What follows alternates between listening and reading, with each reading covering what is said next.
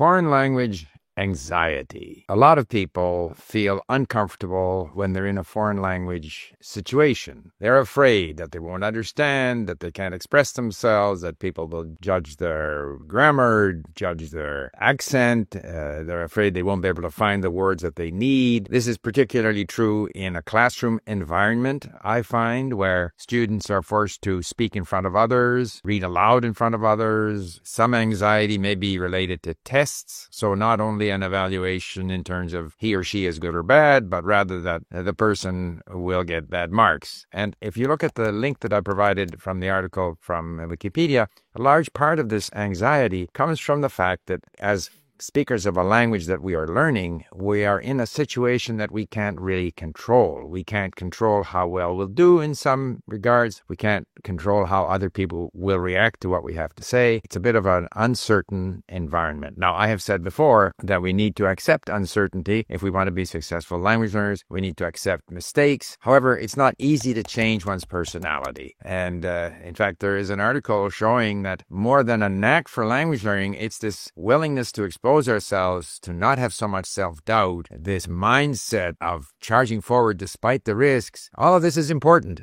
However, it's not easy to change our personality. It's not easy to change our mindset. So I want to introduce you to something that I have found. When it comes to language learning, I don't actually have a lot of anxiety. I'm quite happy. Whatever my level is in the language, I'll just put it out there and try to communicate. And through this sort of error and trial and error and not understanding, I eventually improve. I accept that. I'm used to it. I'm experienced. But I'll tell you where I do feel anxiety, and that's playing golf. I'm not a good golfer. I've been at it for a long time. And every time I stand over the ball, I'm trying to think about how I should swing and where my elbow should be and my knee and the weight transfer and all the different things that are supposedly part of a golf swing. And the more I think of these things, the worse I do. Or at least occasionally I do well, but more often I don't hit the ball as well as I would like. And so recently I discovered a golf pro who is not so technical, but who has given me a formula for feeling relaxed about my golf swing, which has enabled me to improve. And even if I don't always hit the ball well, I feel more comfortable swinging the golf club. I will explain how I think that has an application for those who experience foreign language anxiety.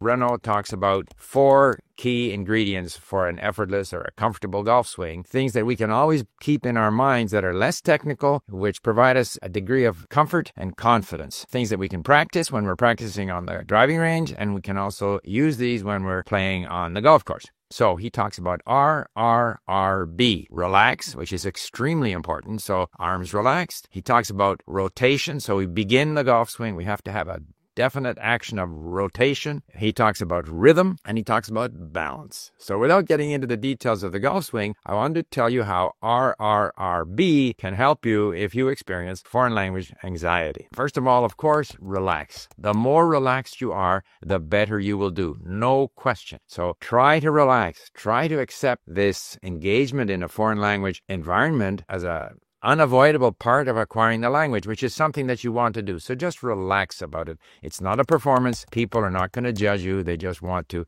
communicate. So relax is number one.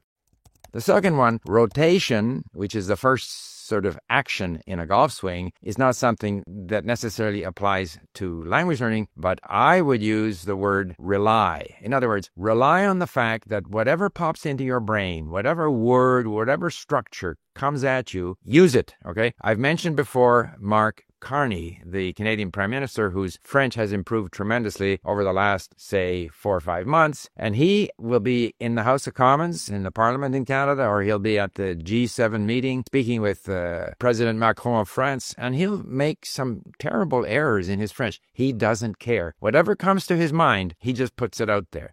And that's essentially how the brain gets to an utterance in a foreign language. We just reach the first word that we feel comfortable using. So just use it. And you may get it wrong. You may get it right. You may get it wrong once and right the next time. Just go with it. So rely on your instinct when speaking the language. Just grab it. So that's kind of, whereas Renault talks about rotation, I'm talking about rely on it. Go with it. Get started. Get the words out there. Get the structures out there. Just let them go.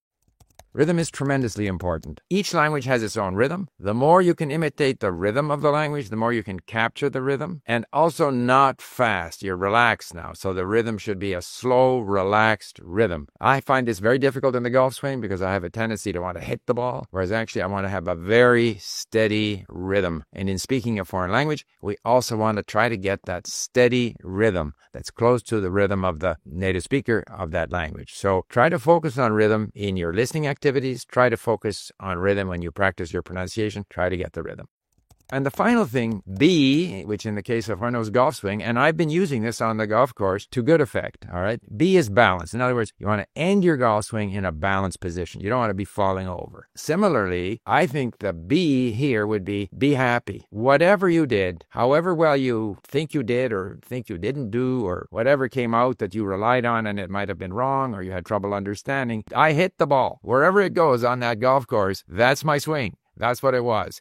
Sometimes it goes straight, sometimes it doesn't. And I think the language learner who has this foreign language anxiety should just accept whatever came out, however that conversation went, be happy. Because the happier you are with the foreign language experience, the more likely you will be encouraged to do it again. And as I always say in language learning, the most important thing is to enjoy the process. If you enjoy the process, you will have a positive attitude, you will enjoy what you're doing, and you will put in the time necessary to improve. So, for those of you who do experience some foreign language anxiety, of course you want to continue working on your input. You want to get more comfortable by increasing your vocabulary. There's so many things you can do to prepare for a foreign language encounter.